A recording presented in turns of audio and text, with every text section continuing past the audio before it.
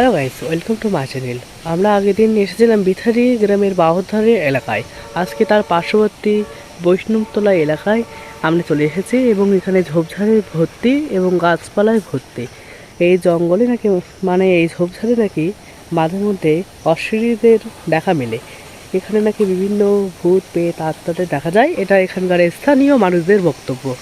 কিন্তু আমরা আজ এই বিজ্ঞান মনস্ক সমাজে এসে দাঁড়িয়ে মনে করেছি যে এখানে কোনো ভূত পেট আত্মা নেই। তাহলে আপনারা বলুন, কমেন্টে বলুন যে ভূত পেট আত্মা আছে না নেই। এবং আমাদের এই ভিডিওটা যদি আপনাদের ভালো লাগে তাহলে আমাদের পরিবেশের জন্য ভাবনা চ্যানেলটিকে লাইক, শেয়ার এবং কমেন্ট করে যাবেন। এবং সাবস্ক্রাইব যদি করতে ইচ্ছা হয় তাহলে করবে, না হলে করার দরকার নেই।